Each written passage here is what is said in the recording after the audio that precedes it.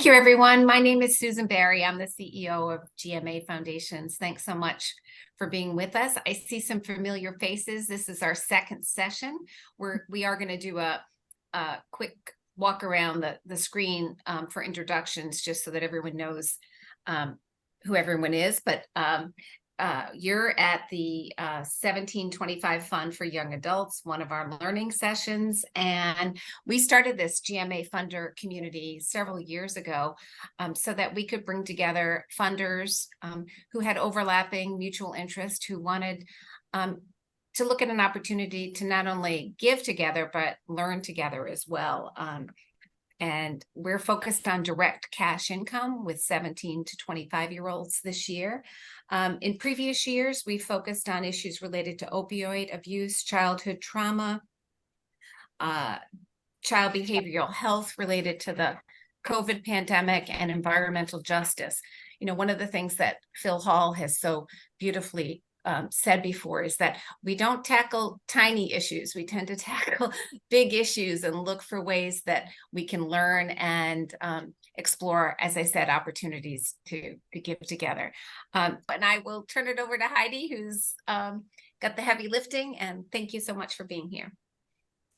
Thank you, Susan. And I don't have the heavy lifting. The three awesome speakers that you're about to hear from are really going to be doing, they're great, and I'm really excited for you to get to hear from them. So my name is Heidi Heinlein. I'm the Senior Program Officer at GMA, and I'm a coordinator for the 1725 Fund. Thank you for joining us. Our hope for participating funders is that you will be energized by these conversations, that you will not only learn about guaranteed income and how it can help young adults, but also maybe build a network amongst each other, perhaps see your grant making through a new lens. Our team at GMA is grateful to welcome these three speakers. This is an informal setting, so we encourage you to use the chat to ask questions as we go along and share your thoughts. Each speaker will talk for about 15 minutes, followed by some Q&A. At 12:10, we'll move to the funders only discussion about what we've learned and which local organizations that work with young adults might benefit from a grant in support of a small guaranteed income program. By the end of the next session, we will need to select 2 to 4 organizations to be considered as recipients for these funds, and we'll talk more about this later. As a quick reminder, we're communicating through Constant Contact, so if you're not receiving our emails, please let us know, although I'm not sure how you'd be here if you weren't, so I think we're good. It is now my pleasure to introduce Ron Dorsey. Ron is the Chief Impact Officer at Eastern Bank Charitable Foundation and a past Chief of Education for the City of Boston. Ron focuses on economic mobility and inclusion. He's also the co-founder of Change Agency Ltd., a consulting firm with a mission to build the community-level agency required to promote racial justice and ecological sustainability. Ron's name has come up several times in talking with community members about local guaranteed income initiatives, always very positive, and we are thrilled to have him today.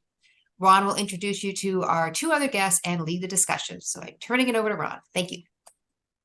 Heidi, thank you so much. And it's good to be with everyone this morning, old friends and new, about a topic that I am very passionate about. I want to start with the word of thanks to Susan, Phil, and Heidi and your team for your leadership in this opportunity to contribute to your work. I also want to thank Jessica and Jeff, as they are not only my colleagues and thought partners, but they're mentors to me on this topic and strategies to promote economic justice. So it's always a privilege for me to be in the same room with them. So over the course of this morning's conversation, 3 things I think we want to try to accomplish. First, I'm going to start out trying to frame the radical importance of guaranteed income as an economic justice tool. Secondly, Jeff, who's currently a foundation fellow here at the Eastern Bank Foundation and former senior economist at the Boston Federal Reserve, will bring an economist perspective on guaranteed income to put its promise into broader context. And then finally, Jessica Ridge, whom I consider among the national experts and leaders in the movement, will help us to understand what guaranteed income looks like locally and highlight some of its early results. So is everybody good with that? All right. So let me give a little bit of my personal history in this work. And maybe the reason that my name comes up is just that I'm a gadfly. on this. And so I think I keep getting drawn to the light of guaranteed income. So I'm grateful that people recognize my interest in the space. But what first drew me to guaranteed income as a family economic sustainability and inequality solution was a 2014 Federal Reserve of Chicago report that highlighted the weak link between educational attainment and economic mobility. At the time, I was just beginning my tenure as the chief of education for the city of Boston, and the Fed findings at once validated what I think we all know but don't fully acknowledge, and what former State Secretary for Education Paul Reville has always argued, that education alone is not enough to overcome the effects of poverty. The Fed findings also reframed for me a great part of my mission in city government. So if poverty is the problem, why do we keep telling people to cling to the uncertainty of educational attainment? Instead, let's flip it and solve families' resource problems to unleash learning, and do so in a way that honors their struggle and enhances their independence by making resources unrestricted, no strings attached. By the time I left government in 2018, at least half of the initiatives that I was working on aimed to attack poverty more directly as a way to improve a broad spectrum of outcomes for children and families.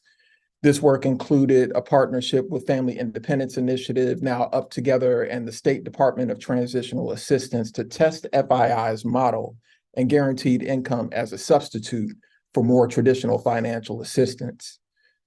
The development of the Family-Led Stability Pilot was also a part of this work, and this was an effort that partnered local nonprofits, including Higher Ground and Project Hope, with Boston Public Schools, the city, and state housing departments and private developers to identify and permanently house 200 homeless BPS families closer to their children's schools in Roxbury and Dorchester.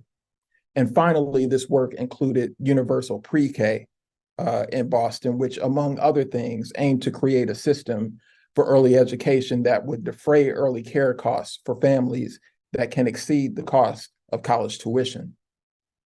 I was and I am convinced, particularly in light of the 2015 Color of Wealth study and the early promise of these initiatives, that the most urgent reparative work, the most urgent economic justice work to be done is to explore scaled income and wealth transfer initiatives that will both help to create greater household economic stability for families living with low income and to create resource autonomy for families to be self-determining.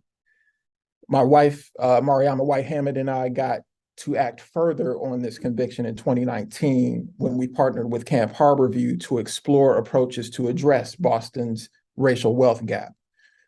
This work led to an incredibly promising guaranteed income initiative that Jessica Ridge will tell us more about. As importantly, it led to an insight and hypothesis about guaranteed income that was framed by a friend and colleague, Nirav Dagli, who had volunteered his team at Spinnaker Analytics in the Back Bay to help us learn from Camp Harborview families and to explore solutions with them and the Camp Harborview team. Adapting the language of aeronautics and rocket telemetry to the work that we were doing, Nirav declared that what we are trying to do is to help families of color achieve escape velocity.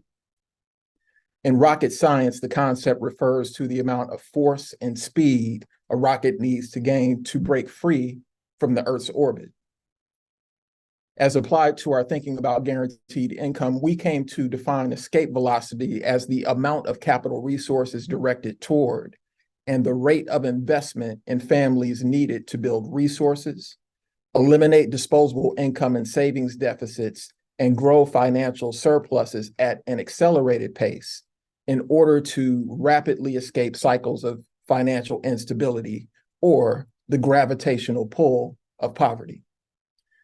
Long definition, but I'm going to read it to you again because I think the concept is important. Escape velocity is the amount of capital resources directed toward and the rate of investment in families needed to build resources, eliminate disposable income and savings deficits, and grow financial surpluses at an accelerated rate in order to escape the gravitational pull of poverty. Part of the insight here is that families are always working towards stability and often making marginal progress that's subverted by unforeseen calamity, wages failing to rise at the rate of inflation, or the many permutations of structural racism, bringing them back to a state of insecurity that they've been working harder than you and I have ever had to work to still fail to escape seemingly permanent lack. But I don't think that it has to be this way. And I think we have several tools at our disposal, including guaranteed income, to ensure families and individuals a different future. If you take nothing else away from my remarks today, understand that I'm arguing that guaranteed income has unique escape velocity potential that we need to continue to explore and test. That said, let me offer a few additional remarks to hopefully accomplish three things. First, to dispel some early false conclusions about guaranteed income. Secondly, to suggest some strategic applications for guaranteed income, particularly in Boston and Greater Boston. And finally, to propose some critical roles for philanthropy in the movement. As it has to do with emerging false conclusions, first, I'd like to push back on the growing conclusion that guaranteed income is a short-term emergency solution that only addresses immediate and desperate needs. Guaranteed income does do this, full stop. However, we know from research in Stockton, California, Jackson, Mississippi, Minneapolis, Minnesota, among up-together families across the country, that it relieves a number of financial pressures. It helps to mitigate the opportunity costs associated with poverty and creates the space for families to more planfully invest in their futures. As such, catalyzing longer-term economic stability and independence that we need to continue to monitor and confirm. Secondly, no one is arguing that guaranteed income is a silver bullet, but we are arguing that it is a powerful tool for scaled capital transfer and a relatively economic way to support household economic stability on a per household basis. It's a tool that, when combined with things like housing affordability interventions, equitable capital investment in BIPOC small businesses, and various forms of debt relief, contributes to raising the income floor for many and creating a stronger foundation for longer-term stability. Third, our anxiety about the expense of guaranteed income is understandable, but I do think it's misplaced. We are already paying more to address the same challenges through food and housing assistance, healthcare costs, and the increasing evolution of schools as multi-service institutions. And we're doing so without actually addressing economic inequity directly, and certainly not at its roots. So if you think that there's nothing left to test or to learn, as some have asserted, or you doubt guaranteed income's viability, then we should think again. The R&D phase for guaranteed income is not close to over, and early promise requires further exploration, testing, and maybe most importantly, follow through, because we are already changing the trajectory of people's lives.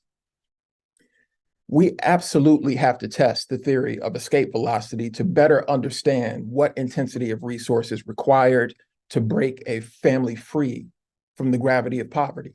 And to adequately test this, we have to continue to imagine guaranteed income's applications and equity potential.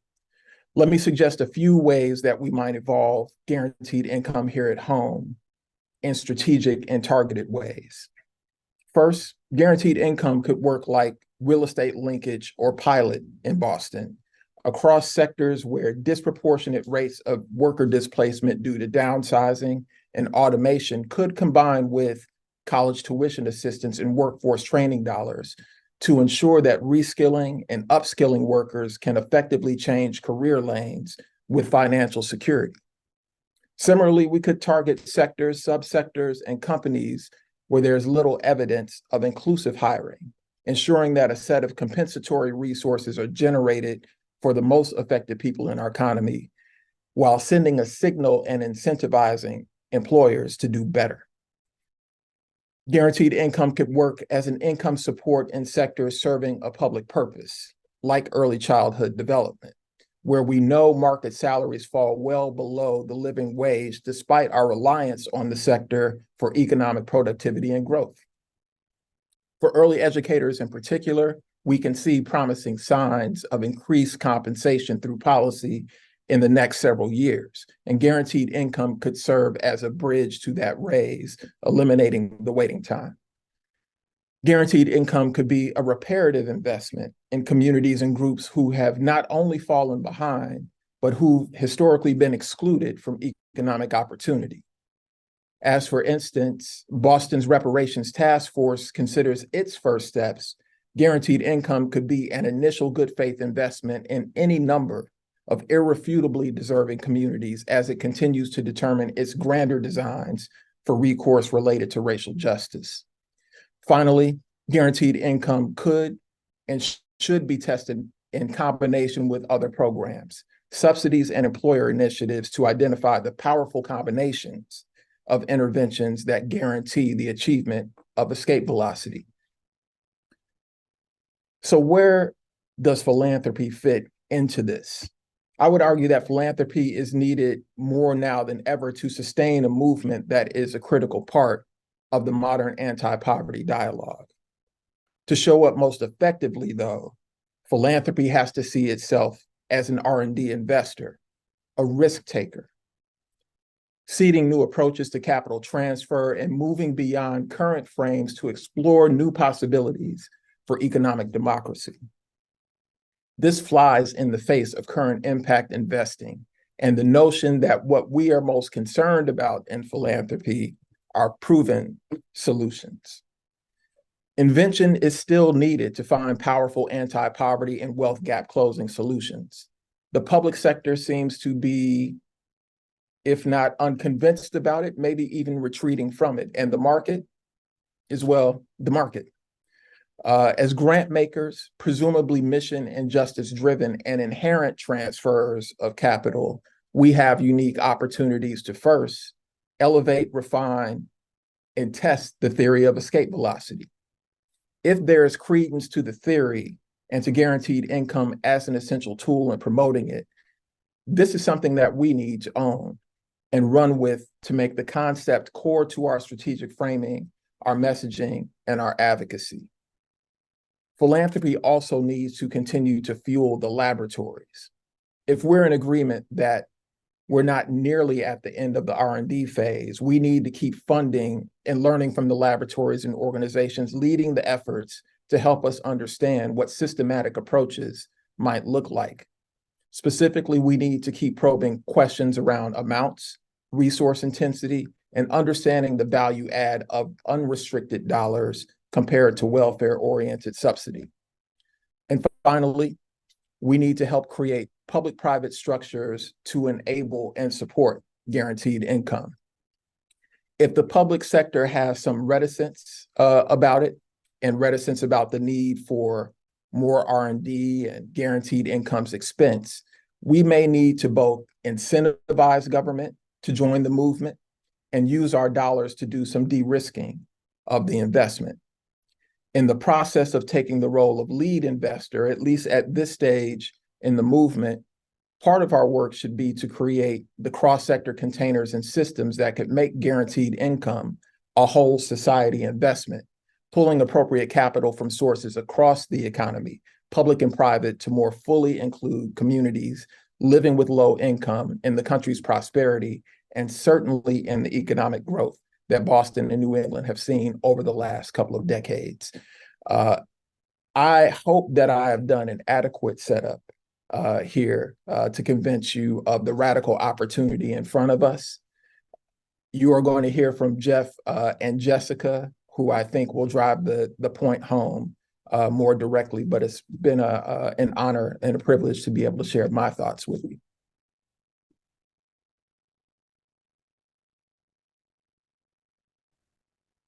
Thank you. I think you're introducing everybody. Are you good with Sure. Great. Fine. I thought we were going to pause for questions. So oh, does anyone have questions? We can do it either way. We can take questions now. We have a Q&A later, but we happy to, looks like someone, if anyone has questions, we could do that now. All right. If there are no questions, allow me to turn it over to the more credible speakers you will see this morning.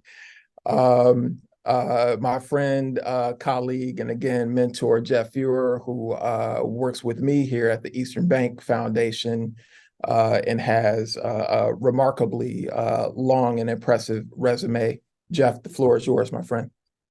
Thank you, Ron. Yeah, I think Ron got all that right, except he reversed the order who the mentor and the mentee is, but that's okay. I am the economist on the call today. I like to say I'm a recovering economist. I don't know how you feel about economists, but they don't have a terrific reputation, and sometimes for good reason. What I want to do three things relatively quickly. One is talk about the high-level assessment of the need for basic income programs. Then I want to riff on a couple of points that Ron made. I'm going to talk a little bit about narratives because it's something I've been thinking about quite a lot recently, and they do matter. And then I want to talk about escape velocity, and then I will sum up in 2 sentences. We'll see if that really works. Anyway, so first, what's the high-level assessment of the need? Well, I think most people on this call are aware of the official poverty rate, currently at 12.4% of the population. As best measured. There's some couple of measures, but as best measured, 12.4%. But you may also know that the poverty line or threshold that defines that poverty rate is incredibly low, right? For a family of 4 across the US, it's $29,700. Now, anyone who's alive and breathing and looking around knows that nobody can survive on that level of income. That's for a family of 4, two adults, 2 children. But so what that means, of course, is that the real number that defines the need, the fraction of families who are struggling, is considerably higher than what's implied by the poverty line. So I was interested in this for the book that I wrote and for work subsequent to that. I've tried to estimate the percentage of families who don't have enough in terms of total resources, all of the income they earn within the family, plus all of the supports they get from the government, whether cash or in kind, and then compare that to what it costs to live for a family of their size in the county in which they reside, because obviously both incomes and expenses vary by county. Housing is different, of course, all over the place. But this is taking a very basic, a bare bones budget: housing, food, something for healthcare and childcare, something for work-related transportation, no entertainment, no frills, no nothing. So what I estimate is that well over a third of all families, well over a third, it probably is closer to 40%, and higher than that for families of color, are falling short in terms of total family resources that are needed to meet basic expenses. So that's more than 3 times the poverty rate. So that 12%, that's a small number. It's probably more than 3 times that if we want to measure the families that are falling short. So clearly then the need is great. And then this, to quantify that in one additional way, of course, this varies across families, but very conservatively, at least a quarter of families are falling short annually by at least $15,000. And I think the number is closer to a third of the families falling short by $15,000, and maybe a quarter falling short by $20,000 annually or more. So the gap there between needs and resources is significant. And remember, when I'm talking about 120, 130 million families in the United States. So this is tens of millions of families who are falling short to varying degrees. Okay, so that's just to establish that the need is significant. The programs in place today are not sufficient to bring people up to basic living standards. And again, this is basic. There are no luxuries. This is all necessities. So that's one way to quantify the need that I think basic income or guaranteed income policies can meet. It is significant. It is large in dollar terms, and it would affect a large swath of the population. So now to the riffing part. I don't know if you can see my background here, but I've got a bunch of musical instruments in the background. I'm a music guy, so riffing is part of what I like to do. So the 2 points first. Ron referred to this briefly, but I think it's really critical. If we're going to make progress on both trial and pilot programs and ultimately more widespread, we hope universally adopted programs, We have to address the narratives that are held very widely by folks in our country about low-income families, about poverty, more specifically. It is very common that we consistently make the solution to the problem of poverty the responsibility of the family. You need to get more education, you need to get more training. That will make you more economically mobile and build greater economic stability. But that's a way really of blaming the problem on the poor, blaming the victim, rather than recognizing that our nation, over decades, centuries, has played an important role in creating and sustaining systems that lead unavoidably to poverty for way, way, way too many families. And it is certainly disproportionately true for families of color, because along with many of these systems that we've created are the effects, lingering, continual, current effects of systemic and institutional racism.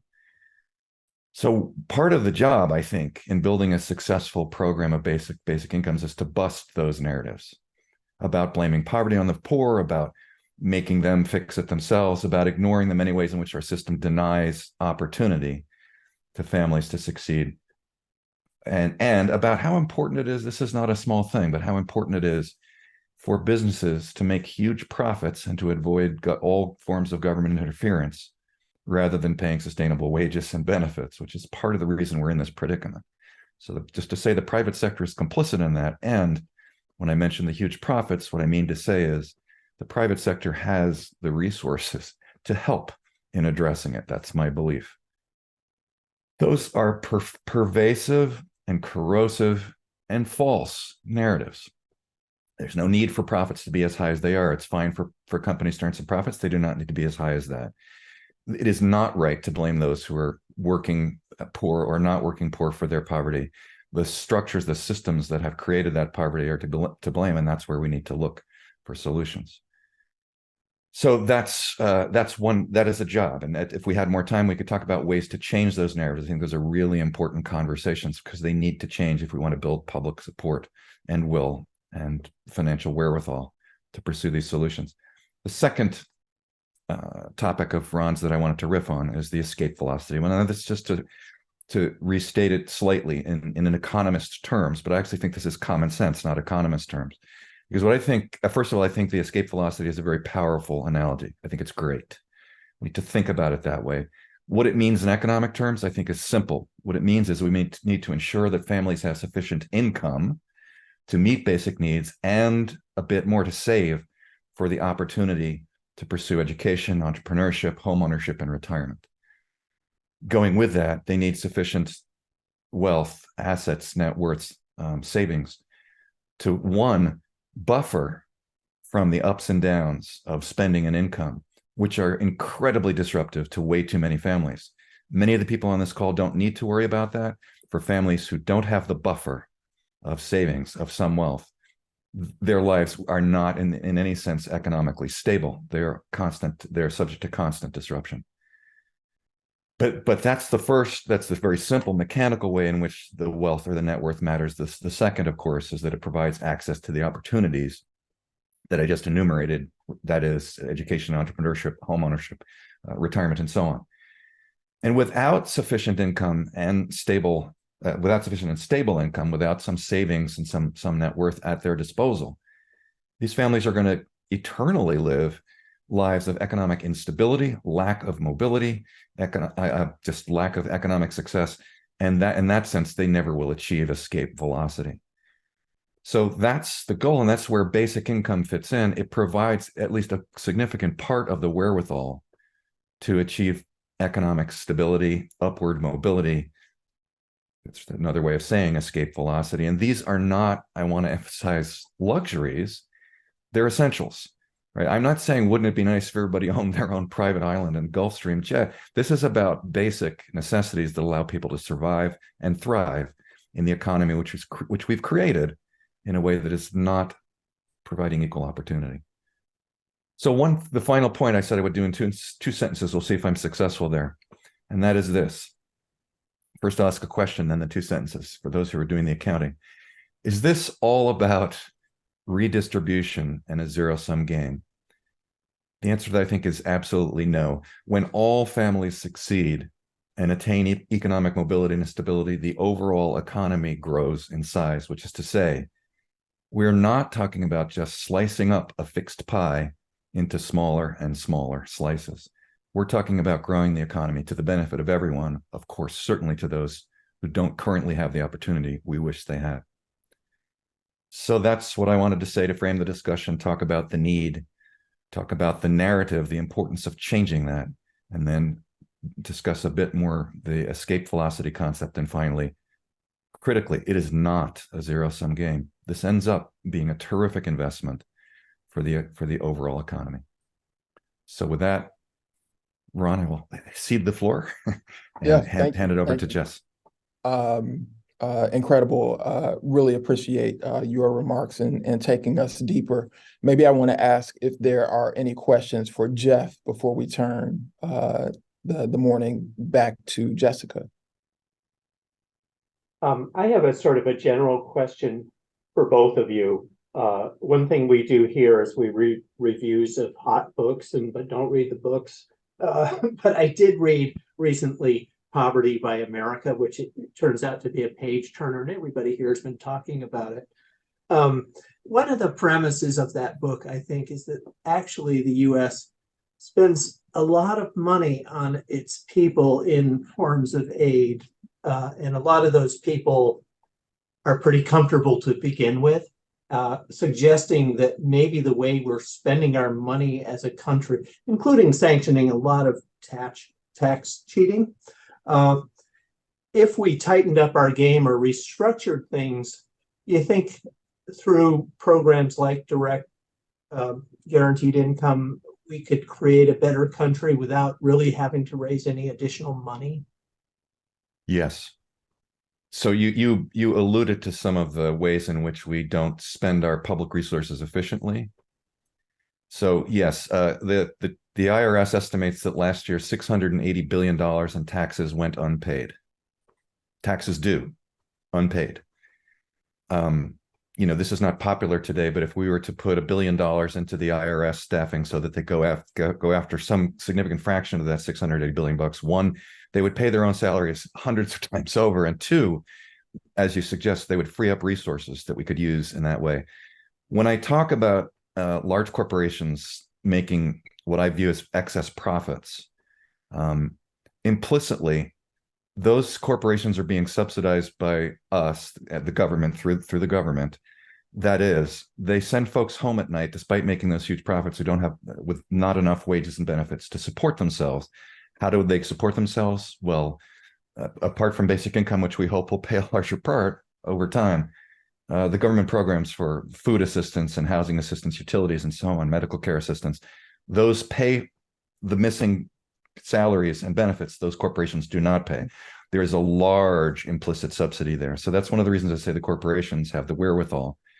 Just as a quick benchmark, more than 40% of corporate profits last year were used to repurchase their own shares, which is just a way of boosting their stock prices. They might feel they have good reasons for doing that. What I can tell you as an economist, that is not a productive use of that money. And it's a reflection of the implicit subsidy that the government gives to those large corporations by paying their workers through a variety of government subsidies, rather than the companies themselves paying them at a rate that would allow them to sustain their life. So there's much more there, but I agree with your premise, Phil, no question. And so the resources are there without raising the basic tax rate for middle income or lower income families, for sure. It's there. We just have to get a hold of it. And Phil, I would join Jeff in saying yes, but acknowledge, I think, a point that Jeff made very clearly. There is a cultural ideological hurdle to be left over here, that there's an innate distrust of poor people that policy reflects, and that is embedded in our policy. So the way that we have constructed aid is about a lot of gatekeeping and hedging against fraud, abuse, and some other things, which we actually don't have very much credible data for. So if we're spending more money to hedge against loss and to hopefully maybe use the stick to get you to act right or the way that we want with state resources, then we're continuing to box people in and not trusting the independence and autonomy that they have to do what you and I do with our money, and to screw up from time to time with our money as well. None of us is perfect, and certainly not the folks who've legislated policy in this area. I would just also add, agree. I really appreciate you raising this question, Phil, and Jeff, 100% agree with your answer. And to your point, Ron, about people not, our policymakers not trusting people, in our state governments, the federal money flowing to things like TFDC, cash assistance to families around different states vary in how much of that money they actually distribute to people. In some states, it's as low as 10%, and they're moving it to other things like absence-only education or other things that have nothing to do with families' economic stability.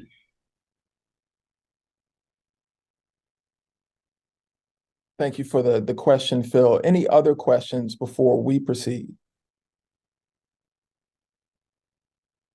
All right, if not, I have the distinct privilege, and you've already gotten a taste of it, which is good, of introducing my friend, Jessica Ridge, who, again, I will say is among the nation's movement builders in this space, and can count herself among the architects of America's approach to guaranteed income. And so, Jessica, the floor is yours.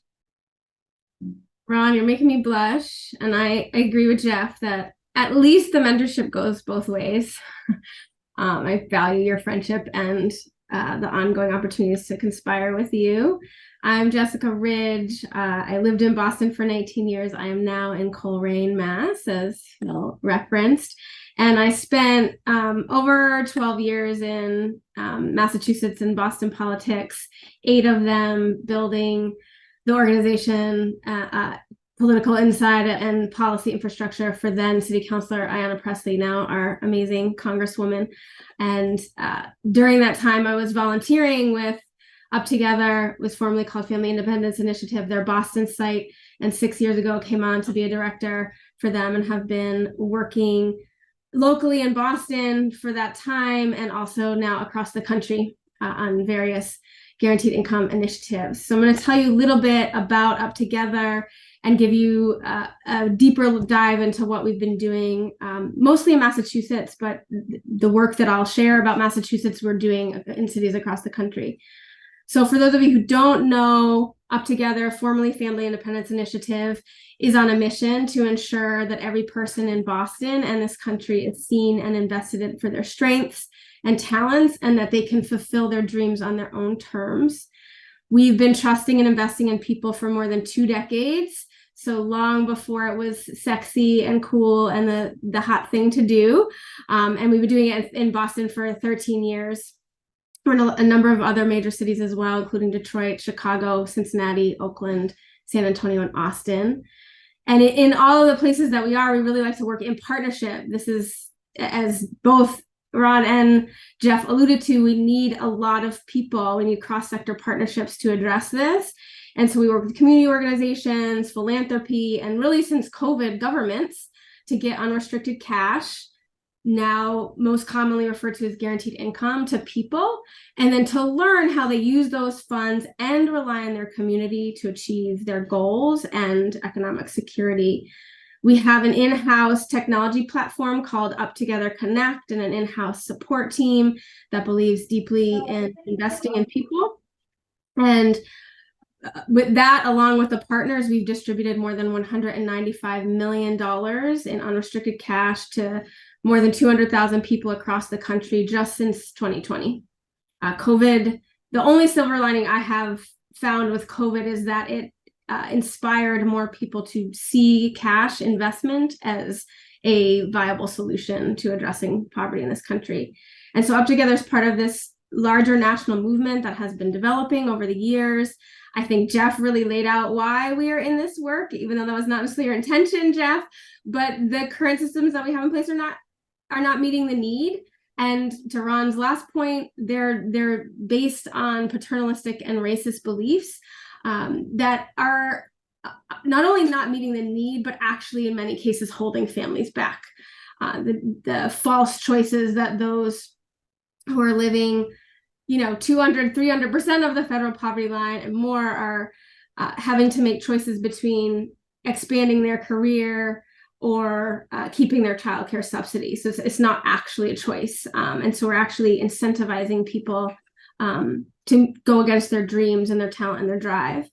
And so Up Together has been working with philanthropy and government systems really on 3 areas: cash, getting unrestricted cash invested directly into people, ensuring that they have the choice about how they use those funds, but also that they have full choice of all decisions in their lives. They get to decide, are there other programs and services I need? They're not forced to do financial counseling, for example. They get to decide, is that something that I need and want? Many people do need and want that, but they get to make the choice on that. They get to decide what their goals are, what they're striving for. They're not forced into a workforce development program for a career they have no interest in pursuing. And then this other element of community, that Up Together really understands that people benefit from the power of the resources and the knowledge and the talent and the support that exists within their own communities, that it's not necessarily about a top-down, we know best and will help you, or create the picture that we're helping you but not actually help you. And so really understanding the roles that community plays and seeing how an infusion of cash actually makes it easier for people to be in relationship with their communities and engage with their friends and their counterparts and make new connections.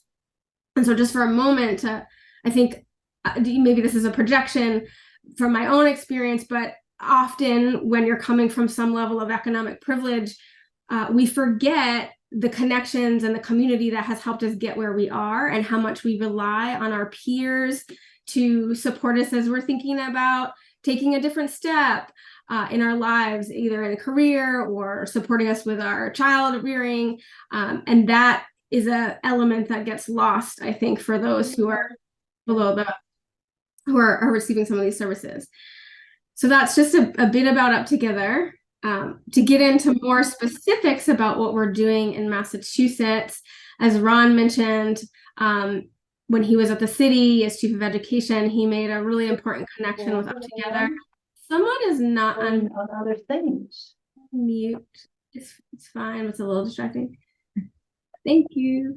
Connected us with the State Department Transitional Assistance. For those of you who don't know, that's the state agency that administers TFDC, Transitional Aid to Families with Dependent Children, which is supposed to be the state program for economic assistance, as well as SNAP food stamp benefits, and also connect us with Camp Harborview. So our relationship with the DTA, Department of Transitional Assistance, we partnered with them within 2019, and really I frame it as Ron setting us up on a first date with them to talk about how can we do things differently. And we're really fortunate that the commissioner and associate commissioner at the time were very interested in, as they called it, Up Together's power to the people approach, and really wanted to understand what are the things the DTA is doing that people are succeeding in spite of, and really looking at their policies, but knowing they're a little bit, bound up in terms of legislative power and bureaucratic nonsense, and wanted to partner with And up here, the people. And I did have my name on it. Susan, can you tell who's not muted, and maybe we can? I just muted them. Should be okay. And so we partner with them and the Harvard Business School to run the Trust and Invest Collaborative, which was a 1,500 person randomized control trial in Greater Boston, looking to understand the effects of direct cash transfers and peer groups on economic stability and well-being. The study completed in May, and so we are anxiously awaiting the quantitative analysis of it in 2024. In the meantime, we have some really powerful stories from folks who participated that we'll be sharing, and I'll share a couple of those stories today. There's one key element of the Trust and Invest Collaborative that I want to highlight, though, and that is, and encourage all of you to consider as you think about you're either investing in existing or starting your own guaranteed income pilots. is that ensuring people with a lived experience, either of financial hardship and or government systems, are part of anything that you create. For example, with the Trust and Invest Collaborative, we put together a team of what we called family evaluators. They were former FII family partners who had received investment from us, and they've been working with us for the last 4 years. They work side by side with our evaluation team to refine the design of it to be more impactful and less extractive to the families who are participating in it. They helped us, including designing the survey questions and revamping those. They played a critical role in recruitment and retaining people in the study. And they will certainly play probably the most important role to date, which is to help us make sense of the findings, make sense of the data, and help us develop the analysis and the policy recommendations. We continue, and since then we have continued to invest in them in a monthly guaranteed fund, and they continue to advise the work that we're doing in Boston. And because of their efforts and our partnership with the DTA and Harvard Business School, we had over a 76% survey completion rate, which is unheard of in pretty much any study, let alone one that was conducted in the middle of COVID. So just want to really uplift that. If anyone wants to talk to me and my colleague about that specifically, we'd be happy to do that. Which brings me to Camp Harborview, which is, as Ron talked about, a local nonprofit that's many of you probably know, has been providing incredible summer camp experience as well as year-round programming for families living with financial hardship in the city. And we started with working with them on one-time emergency cash transfers during COVID, which led them to really see the power of cash investment in families. And we partnered on an 18-month pilot for a group of 50 families. That pilot finished in August. I'll tell you a little bit about those results in a moment. But I just wanted to share that because of what they have learned through that pilot, they are hopefully imminently will be approving a longer term 30-month pilot for up to 150 families, I believe it is. And they've implemented now in the last few months a parent advisory board that has been helping them shape the second phase. And then I'll highlight one other piece, which I think will be of interest to some on this call because of the focus area that you have. I have been overseeing a national partnership for Trust Youth Movements, and that is a partner with the University of Chicago at Chapin Hall. You spoke with Matt Morton and the other Matt from Bay Cash in the last call. And so we've been administering the cash payments to youth experiencing homelessness ages 18 to 24 in New York City and San Francisco, hoping that this comes to Boston and working with Bay Cash to make that happen, as well as some other cities across the country. And again, also to Jeff's point, we are embarking on a narrative change campaign for Boston specifically, Boston, Massachusetts, and how do we get at the narratives that exist in this state, that in these beliefs that are tucked away in our heads that are driving our response and our solutions. So we'll keep you posted about that. I'll sort of quickly highlight some of what we've learned in terms of the findings from the studies that we have. The big data from Trust and Invest Collaborative will be out in 2024, but it's one of the largest randomized controlled trials in the country. Up Together raised the fund, $7 million for it, with local philanthropy and some national funders as well. But I want to share two stories that sort of paint a picture and I think also help dispel some of these beliefs we've all been indoctrinated with. So first, the story of Sanai, a mother of 3 in Roxbury, who received $500 a month from our Trust and Invest Collaborative. And it helped make her transition from shelter to an apartment more stable. She was in the midst of that transition when she signed up for the project. And really, I think the most important thing that it did, and maybe this gets to Ron's point that it's not just about short-term investment, but what it creates for long-term capacity. She knew, oh, I've got 18 months of this dedicated funds. I can finish that degree I've been putting off for 7 years. And she did. And then Anissa, a mother of 6 in Boston, said it meant that we had the opportunity to get back on our feet and become better secure with our financials. It gave my son the opportunity to have money for job interviews, and so he didn't have to worry about me. And she said, I've always taken care of my household being a single mother of 6 until I had surgery, which left me depressed because I could no longer be able to do that, what I had done for 30 plus years. The Trust and Invest Collaborative gave me the security back and also mentally took the stress off my shoulders. And the stress piece is one that comes out in all of the studies. So all the studies across the country show that pretty much the same thing. People use the money for basic needs. It supports their housing in one way or the other, and it reduces stress. And I think when I think about human capacity and talent, that's one that we really have to pay attention to. Like, how are we all limited when some of us are so stressed that we actually can't contribute fully to society? So to highlight quickly some of the findings from Camp Harborview, which again mirror what we see across the country, and this is findings from 1 year in. The full findings will be released at an event we're having in January. If anyone would like to attend that, please let me know. But families who were receiving the monthly cash payments were 40% less likely to have unmet basic household needs than those who weren't receiving cash payments. And they were also it reduced their distress by 23% compared to only 11% for those who weren't receiving cash. And the families receiving payments were more likely to pay their bills, be able to save money consistently, have a month's worth of income saved for an emergency, and to be able to pay for household needs like transportation, groceries, and childcare.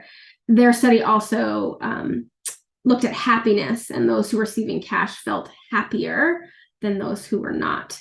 And to just put in one recipient's own words, Tiara Lyons, who is a parent in the program, it helped her stabilize her family finances and to save for down payment for a house. She said, "I had just never experienced this level of radical generosity. Now I can put all my time, my energy, my resources into just supporting my family because I know that I'm being supported as a parent." So I just want to pause on that moment. That forbid, I'm a mother of 4, up together, pays their employees very well. They're very flexible with our time, and I know I'm unexpectedly without childcare on Fridays for the rest of the school year, and I know how much stress that is causing me. And I have a stable home, I have a very stable income, and I have an employer that I can talk to about that. And that is not the case probably for the 40% or more of families that Jeff referenced in his data. And I think it's something that we really take for granted. And so in terms of where we go from here, I think there's 2 pieces that I really want to underscore. And one is choice. The very fact of trusting people and giving them full choice of how they live their lives and use their funds is one of the most powerful tools we have, because of the paternalism and racism that has undergirded our policy decisions for decades. So this simple act, as Tiara referenced, which shouldn't be considered a radical act of generosity, in and of itself is transformational. And then this element of community, what to really bring in, what solutions community has to this, and the shaping of what we do and the analysis of what we do, engaging in the planning and the decisions, is really, really important. And I agree completely with Ron that guaranteed income is actually a long-term strategy. It's not just about a short-term investment to get over a crisis situation, though it absolutely does that. But hopefully the stories I've illustrated demonstrate also the long-term effects that it has. And for me, I've been really thinking a lot about how much our system continues to benefit and privilege those who are already privileged through our education system, through our tax code, through our housing taxes, housing benefits, but also the segregation that exists in our world. And there's no shortage of systemic challenges to address, and guaranteed income is a way to not leave anyone behind. It's a way to make investments into people while we also deal with these longer systemic challenges. And by doing so, we're actually unleashing the genius and talent that lives and exists in the 40% that Jeff was referencing that we have really left behind. And that by doing so, I completely agree, is really about growing the economy, and creating a more powerful group of people, that in a society that's bursting with creativity, with solutions, with ideas. And so to close, I just want to say philanthropy, it has been playing a critical role in this, certainly in the work we've been doing in Boston, and there remains a critical role. Your investment in existing guaranteed income projects or new ones, especially investing in those that those with a lived experience are involved actively and key players in what happens, really helps make the case that this is necessary and essential, and helps us broaden the arguments as to why it is necessary.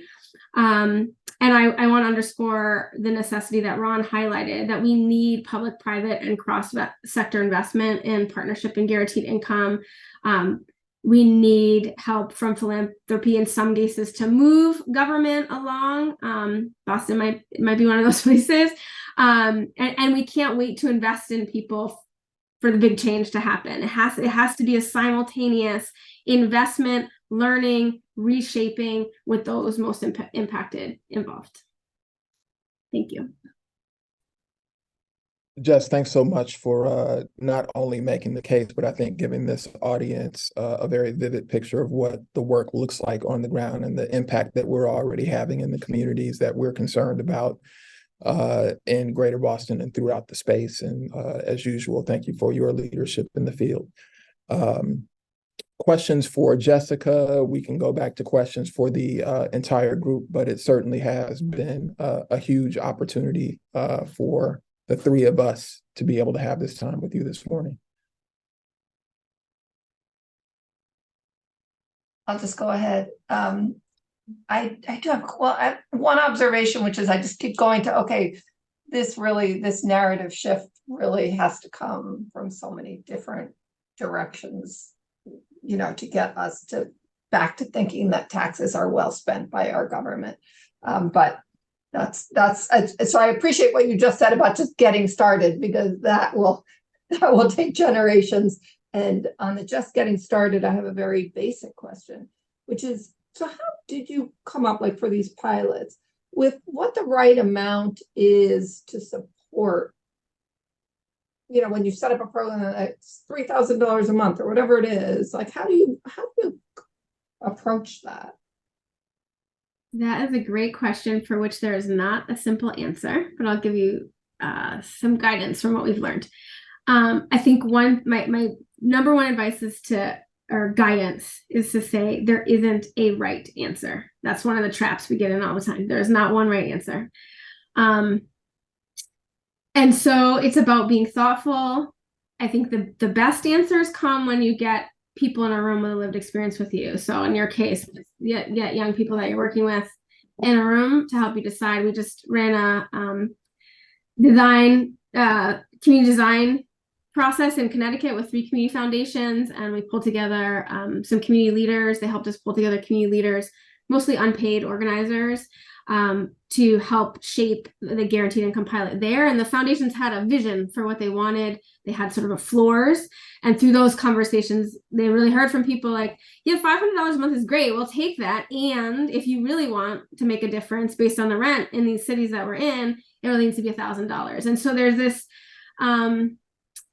negotiation, for lack of a better word, of thinking about the amount of funds that you have to give, and whether you want to have a really intense and robust investment in a smaller group of people, or a less robust investment in a larger group of people, and thinking about what the intention of it is. So if your intention is really the people that you're working with are really housing as a primary challenge, then a higher amount probably makes a difference. That said, I have seen entities, governments, philanthropists spend way too much time going around and around and around and around on this question, like years of time, while people are trying to pay their bills, pay the rent. And so up together through our pilots, we're at this place where a minimum of $500 a month is ideal. Prior to the new HUD guidelines, we were at 18 months as also an ideal investment. Not that is the magic number. There is not a magic number, but that is a sizable investment for a long enough period of time that can really shift things for people for them. So you can also keep it simple and use guides of what other people are doing. But I think the most important thing is to get the folks that you are interested in investing in a room to weigh it with you and just be clear where the power and the choices are, and they will help you do that. Thanks, Judy. Great question. I think I saw Bill maybe have a hand up. Yes, thank you. Thank you all, actually, for the incredibly powerful remarks and fantastic learning. My question sort of follows on Judy's a little bit in that it's a question of timing. From what I'm learning, the approach to guaranteed income programs tends to start with a pilot. And I understand all the benefits that Ron outlined for the R&D phase, and we certainly want to fund that. But it is time limited, and you draw some great conclusions and anecdotes from the pilot. But then it seems that when it's time to move to a permanent, it's also time limited. So what about the experience says that these can't be permanent programs? Are you anticipating that escape velocity is reached within 18 months, for example, or that you want to spread the opportunity for individuals and families to participate in it? What about guaranteed income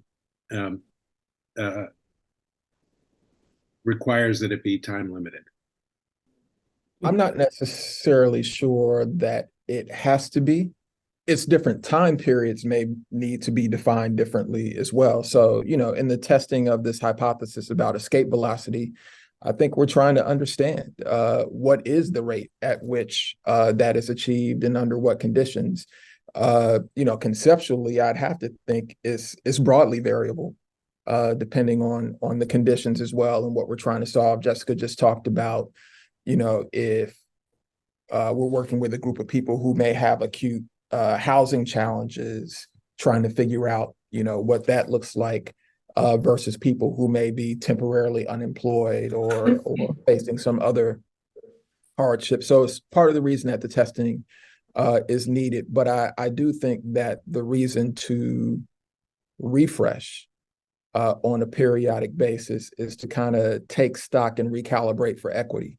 So, let's say that we took serious guaranteed income for early educators. And again, I think in Massachusetts, through some of the recent investments in the state budget, that we see increasing salary a little bit for some of the work that's happening in Boston through universal pre-K to equalize salaries as well. What we might see is that there's a time horizon, 4 or 5 years, where policy really activates in a way where those educators get a more sustainable wage. Somewhere just prior to that is a point to ask whom else needs this deep investment if we see a horizon on this solution. Not that we discontinue guaranteed income as a program, but that we focus the power of it on the next most in need, or the place that we have the next greatest opportunity. Because I could imagine that folks would say, I totally get your point about early educators, but I think that's not the place to start. I get it. So there's kind of a calculus both about the opportunity, the challenge, and the need to be done. I don't think that there is much of an argument for saying this thing is only 10 years and we're done wherever we are. Yeah, I would just add, I think probably the primary reason that there's pilots is because, well, there's two. First, most of these pilots were born in the middle of COVID. So prior to COVID, there was a handful of pilots. Stockton, Magnolia Mothers Trust, Up Together was doing our own form of investing in families. And COVID sort of, for whatever reason, the effects of COVID, I think we can all surmise the reasons it launched us into much more focus on guaranteed income. And so for those few years, those were some of the first concerted research pilots that are happening in this country. There's also, there's been hundreds of studies around the globe on guaranteed income, but often what we hear here is that, well, that is different. Those countries are different. It doesn't apply here. Which I think actually happens in this country as well. Like whatever you're learning in Austin is not gonna be the same for Boston. Yeah, I have my own personal opinions about it, but I won't share them here. But so I think some of it is also us getting around like the fact that we have enough resources in this country, going to the conversation we were having before I started talking, that we do have enough resources in this country within the government, but also in the private sector, and within philanthropy to fund this for longer periods of time. What we're working on now is the will to do that.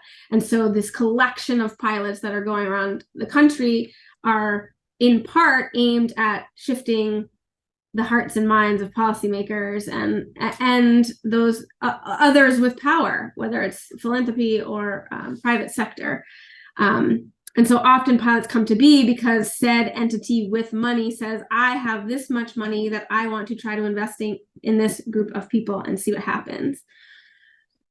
And so if someone wants to do it for longer term, that's wonderful. I think, let's see, has been the experience of his who term out. What has been the, okay, great. That's helpful. Reframe. So the other challenge is we haven't had the financial investment to study families for that's not the right language, to continue talking with families well past their time. Also, many of these pilots have just been ending within the last year.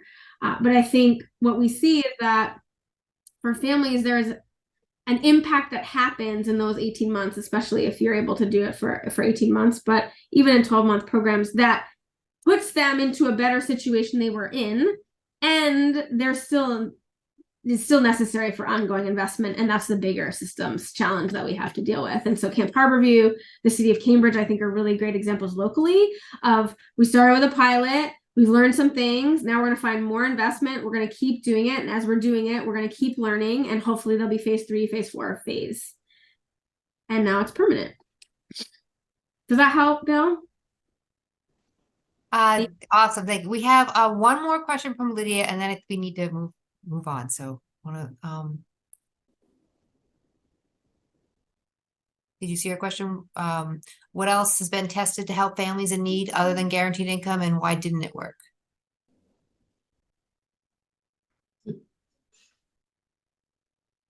Don't all jump at once.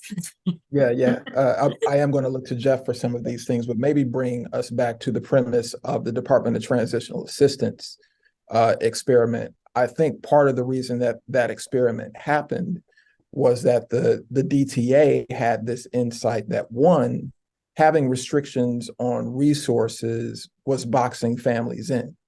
And so, yes, let's even talk about food stamps or food assistance. And so, yes, it opened up an aperture to more of what people needed, but we also know from the research on food assistance, in as much as it was seeking to guarantee access to fresh food and particular open doors, it did so limitedly and very imperfectly as well. And also the idea that, you're told what to eat through the program is paternal.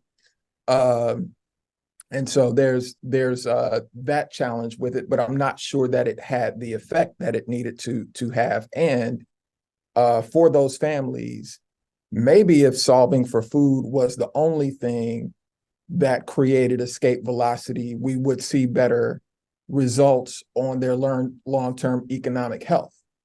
That's not the case, by and large. And so we've got to think more holistically about the economic needs of families. They know better than we can probably, in the aggregate, put together a frame that helps us understand the complexity of that need, but they know it in real time and how it plays out in their lives. And so I think what we've referred to as welfare, general assistance, and some other things, there's a whole literature about the limitations of it and why it's been a poverty trap in and of itself. Thank you so much. I'm going to cut you off because we're getting very short on time. Unless, Jeff, do you have something burning you want to jump in with?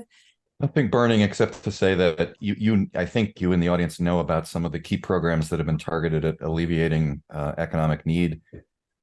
There are several books to be read and written about this, so I won't do that. One of the things I'll say that has limited us is several of the key programs are mediated by state governments, and state governments have very different ways of administering that. I think, Jess, you referred to that in some of your remarks.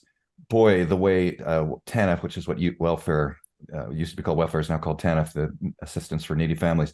The way that's administered across states varies dramatically in terms of who's eligible, how much aid they get, and to say that it has taken care of families in need is laughable, right? So we have a long ways to go for those programs. I don't know if they're the right solution in the end anyway, but that is one thing that really matters. Boy, you hate to leave it to chance for which state they're born in and how they feel about TANF and Medicaid and other programs can powerfully affect their outcomes. So you don't want to leave it to that sort of chance. I just had one burning thing that a lot of the other programs that are tried, maybe tested, maybe not. Workforce development is one that's coming to my mind, is often created with powers that be in a room, making assumptions about what families need, rather than relying on the dignity and the agencies of those families themselves to say, this is actually what I need for my family. I might have other ways of getting food. I don't need a food bank, or I want to eat this kind of food and the food bank doesn't provide that for me. What I really need help with is gas in my car, or, the list goes on. +3 to that. 7, 12, whatever the number is. And Jeff just mentioned some books, but he did not mention his book that just came out, The Myth That Made Us. And it's really, really fabulous. And I think all three of you should write books because the information you shared was just amazing. But I do recommend people want to check it out. It's on Amazon. And it's really worth or at a small bookstore, because Amazon gets too much of our money already. Oh, all right. So there are a lot of small bookstores who are carrying it, which is great. All right. Heidi, aren't we putting together a resource list for Yes. people that participate so we can add that to the list? And if other speakers have something you want to add into the list, feel free to send it our way and we will include it. So we are going to thank these incredible speakers. Little applause from everybody.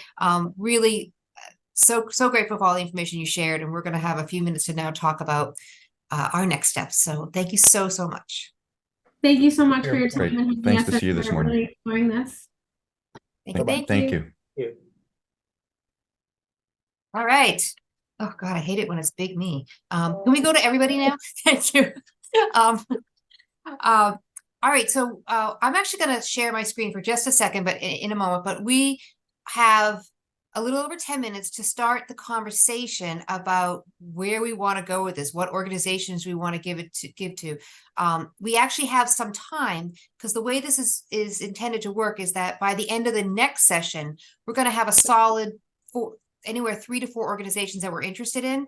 Then GMA will reach out to them and invite them to the last session. And the last session we'll have presentations from 3 or 4 organizations and choose probably 1 to 2 that we're going to fund. I'm hoping that we don't get more than 4, because I hate to have people come in and do that when they don't have a really good chance of getting the funding.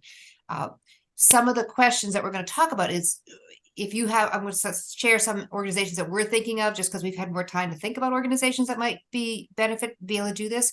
But if you have others that you want to recommend, that's what we're here for.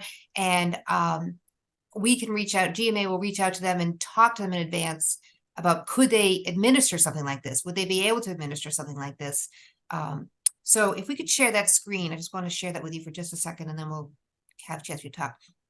All right, so we've raised $205,000. There's still a possibility of some more coming in, but that's where we're at right now, and we'll update you if more does come in. And of that gives us $164,000 that's available to distribute. So I'm going to just run through a hypothetical guaranteed income program, but as we heard today, there's a lot of ways that this could change around. This is just to give us a general, framework to start thinking.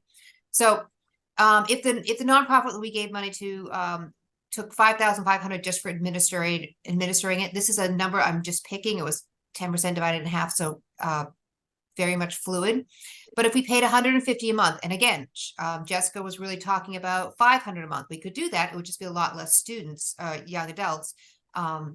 So I went with $150 a month per youth times 18 months, and I chose 18 months because Jessica really when we met with her, really suggested 18 months, but we could do a year or we could do 2 years, very, very fluid. But just for this conversation for right now, if we went with 18 months, that'd be $2,700 per young adult. So if we identified 2 organizations, each well-positioned to implement or grow a 28-person program, that would get us to the numbers that we're talking about.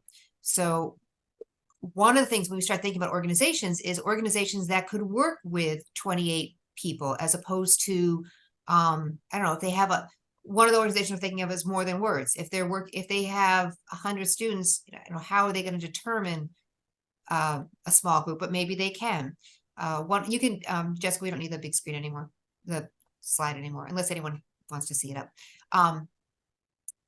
One of the organizations I mentioned was Wiley Network. Wiley Network helps organizations, helps kids who are in the foster program, after they age out of the foster program, get through a 4-year college experience. So they provide purchase the stuff that help them, give them the money to purchase stuff they need to get started. And a lot of what they're doing is housing when the dorms are closed, and also creating a network for individuals in that situation who don't have any kind of family support. I spoke with the executive director and the chair board about, just this is the very beginning of all this, and just curiosity, like, could you do a guaranteed income program? Like, how would that work for you? And they didn't know what it was. And I explained it to them, and they said, well, we give all of our students in the program $150 a month, the entire 4 years, to do with what as they will. I'm like, well, that's a guaranteed income program. So they're already doing it without the name. But when you graduate from their program, you're done, because the funds then move on to the next group that's trying to go through. And so one thing they suggested would be funds to help. They have like 18 or so individuals that graduate each year, and some of them are ready to go. Some of them are graduating college and getting jobs at Google, but a good percent of them still need help. And if you're a parent, and I know my kids certainly need help afterwards, this would be a way to continue to that group, continue to receive $150 a month for 18 months. The reason I bring them up is the other thing is that they already have a system in place, so they would know how to do it. Another organization we were thinking of was, and these are just ideas, and I'm trying to open this up for you to talk about, but we talked about Single Stop, which is at Bunker Hill Community College, and they offer a whole bunch of resources to young adults that are trying to get through a 4-year program or 2-year program at Bunker Hill. And they might be a person that we could talk to about how they could implement and how they would do it. I mentioned More Than Words, the Haven Project. I don't know if anyone's heard of the Haven Project. They're an organization in Lynn that has a coffee shop for young adults to learn skills on job skills, but mostly they're in the process of building 2 floors of apartments, 20 apartments above that building, and youth can live in this apartment building for as long as they want. Total security. They can live there as long as they want, but they're not that nice. They're more like a dorm room. They can't have guests. They're dorm room-ish. So the idea is that they're secure and they have a secure place to live, but they don't want to. They're going to want to work hard and move out of it. So these are just organizations. I'm going to open it up to the group to talk, but just to give you an idea, we're looking for organizations that then we can vet and make sure that they can even do something like this. And we have till the end of next session to come up with the organizations. Okay. Anyone want to jump in? Well, I just want to comment. So what we've heard from last month and I think from today is organizations that are demonstrating that they're testing, we're talking about just do it. I just it's a little bit of a leap for me. So that's okay. I think a lot of programs they're piloting and they're using their information from the piloting to get more interest in this. And we don't have those kind of funds. I mean, we're more just going to be, I think a big advantage is that a lot of you are funders, and all of you are funders. And if you get excited about this and do more, then that's a big hooray, and that's fantastic. But as far as this program goes, we could talk about doing a pilot with somebody, but I'm not really sure we have the means. We've come to many forks in the road, and I think we may have shared this with you. Reached one. We could easily do large up to scale programs like Camp Harbor View or Bay Cash. Could do that. I think we've internally decided maybe that would not be the best use for this fund. We could jump onto advocacy and fund up together and do things that are really of a scale that bring governments up to speed. I'm looking really more at, to illustrate this point, Alex McRae. We're working in a universe where we use the philanthropy mass common proposal form, and we're processing thousands of requests every year. Guaranteed income isn't particularly in the language of the organizations we work with, and I'm just vaguely hopeful that and yet we're positioned very much to respond to these thousands of organizations. They say jump, basically we say how high, we fund them, and the money just goes out year after year. I'm just hopeful that if we did a little pilot with this group of smaller nonprofits and they started to normalize it, there might be more nonprofits that like them that would say, hey, this is really workable. It's doable, and we'd like to continue it. And then they might start asking for that type of support. So that's one little theory of change. Mm-hmm.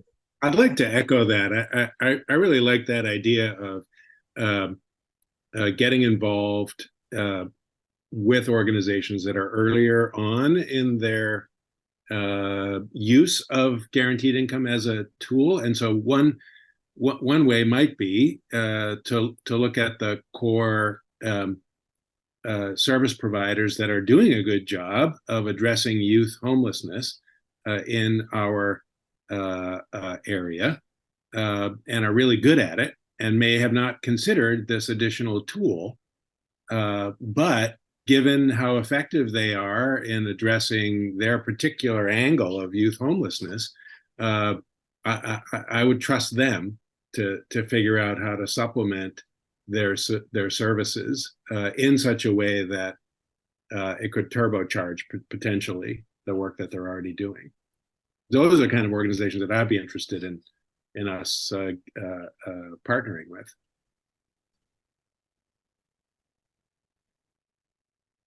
If this seems like a strategy, I will only say, the door is wide open for suggestions of nonprofits that you think might do really well with this.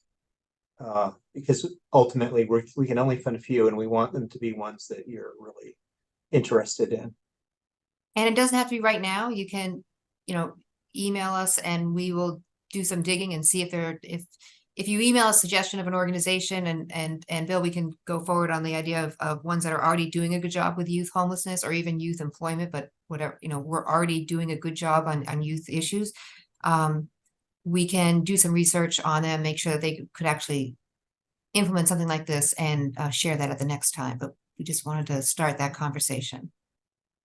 Heidi, I don't want to create more work for GMA, but I think it might be helpful to begin to put pen to paper for this. And so that, at next time we might, whether it's next time or the time after, that people can see a little synopsis, and it doesn't have to be, and I don't mean pros and cons necessarily, but what the likelihood of that velocity is, the escape velocity, or what interest the organization has.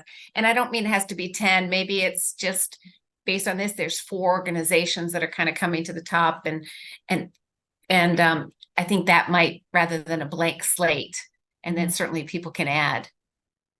So how does this sound? We will start putting that together.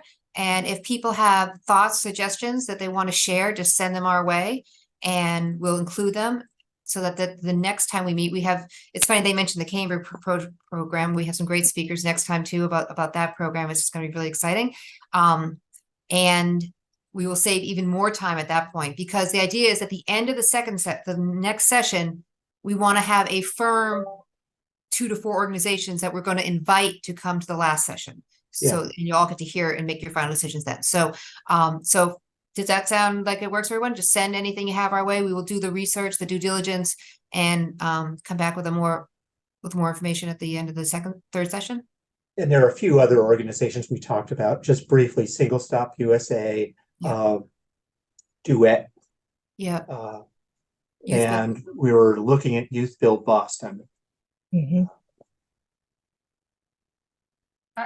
I would just add that our recap email with the recording of this session and the please respond for the next session, we will list the organizations that we know of so far and whatever you send us in addition to that. So bonus if you could send your ideas, in the next 4 or 5 days, because then it will show up in that email that will go out in about a week. So thank you. Perfect. All right. Well, thank you, everyone. Really appreciate it. We're going to end right on time. Appreciate everyone being here. We're so excited. And I hope you enjoyed today's session. I thought they were amazing. And we really appreciate you being here. And we look forward to continuing the conversation.